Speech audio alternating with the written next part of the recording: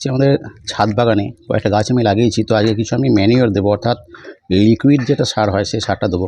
দেখো আমি দেখাচ্ছি। এখানে আমি কী নিয়েছি, এখানে আমি নিয়েছি খোল পচা জল। ঠিক আছে, এটাকে প্রথমে একটু ঘেঁটে নিলাম। এবারে এই যে খোল পচা জলটা আমি নিয়েছি, এটাকে কিন্তু দিলে হবে না, এর সঙ্গে কিন্তু অনেকটা পরিমাণ জল দিতে হবে।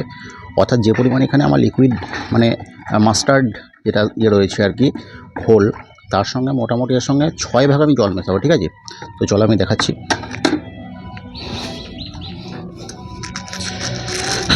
আচ্ছা, এখানে হচ্ছে আমার ট্যাপ আছে।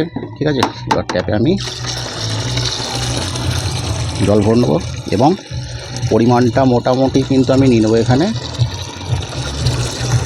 এবং এটা আমি সঙ্গে সঙ্গে কিন্তু ঘুরিয়ে একদম পুরো ভালোভাবে এটা মিক্স করে নেবো। ঠিক আছে, এবং অনেকটা জল নেবো, কারণ কি একটা গাছ খুব বেশি খাবার কিন্তু খেতে পারবে না। তোমরা যদি মনে করো যে বেশি বেশি খাবার দাবার মানে গাছের গ্রোথ বেশি হয়ে যাবে, তাহলে কিন্তু এটা ভুল কথা। ঠিক আছে, অনেকটা পরিমাণ জল নেবো, দিয়ে ব্যাস হয়ে গেল। এরপর আমি যেটা করব, আমি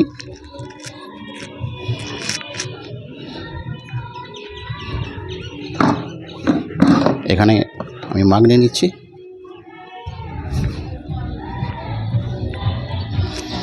এবার এই মাগে করে আমি এটা সাইডে রেখে দিলাম আপাতত। এবার আমি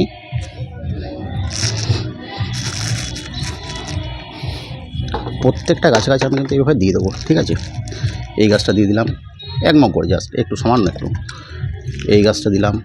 ঠিক আছে, এই গাছটা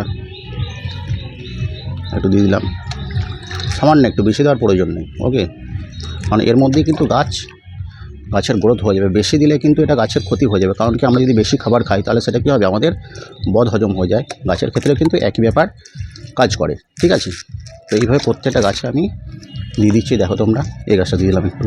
এই গাছটা, ইনকাগুলো খুব বেশি দেওয়ার প্রয়োজন নেই, ছোটো গাছ হলে অল্প পরিমাণ, যদি বড় গাছ হয় তাহলে কিন্তু এই লিকুইড সারের পরিমাণটা তোমাদের কিন্তু একটু বাড়াতে হবে। এইভাবে আমি প্রত্যেকটা গাছে কিন্তু একটু একটু করে আমি দিয়ে দেবো। ওকে, এটা মোটামুটি তোমাদেরকে 15 দিন অন্তর অন্তর একবার করে দিতে হবে এই লিকুইড সারটা। ঠিক আছে, এটা দিয়ে দিলাম, ব্যাস।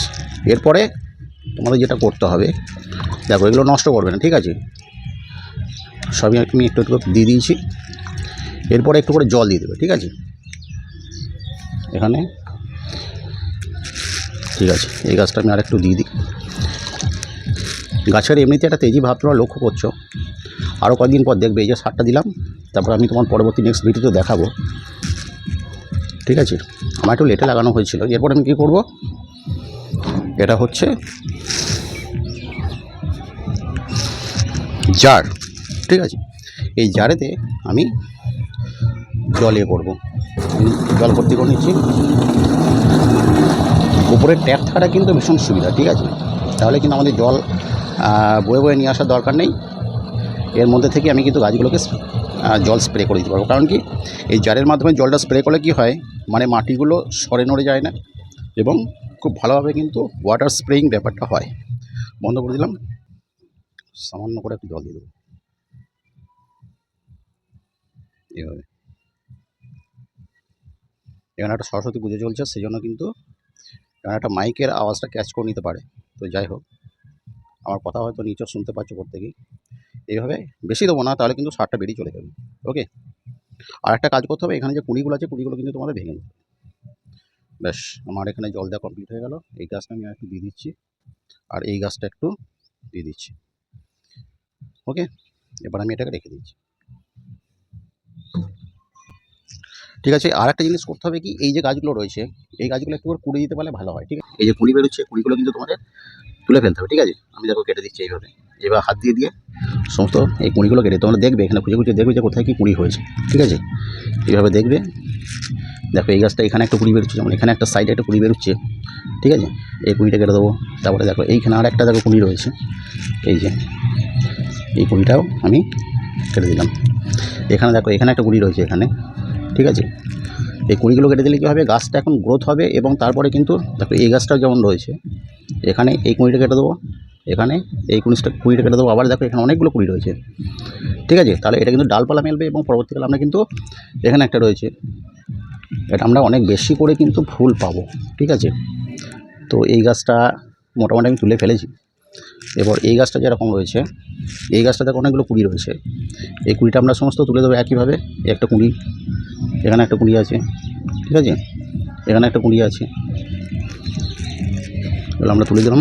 এখানেও দেখো কুড়ি চলে এসছে, ঠিক আছে। কারণ আমার একটু লেটে প্ল্যান্টেশন হয়েছে তাই, তাহলে কিন্তু আজকে ধরো প্রায় জানুয়ারির, আজকে জানুয়ারি প্রায় মাঝামাঝি, ঠিক আছে, আজকে সরস্বতী পুজো, আমার একটু লেটে প্ল্যান্টেশন হয়েছে তাই। কিন্তু আমি যদি মনে করতাম যে ফুল নিয়ে আসবো, কিন্তু ফুল চলে আসতো, আমি আর একটু লেট করছি আর কি। আর একটু গাছগুলো গ্রোথটা হোক, তারপরে আমি এখানে দেখো একটা ছোটো গাছ, অথচ এরও কুড়ি চলে এসছে।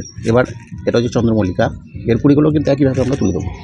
তাই দেখো এখানে যেমন রয়েছে এই কুড়িটা আমরা তুলে ফেলবো একইভাবে।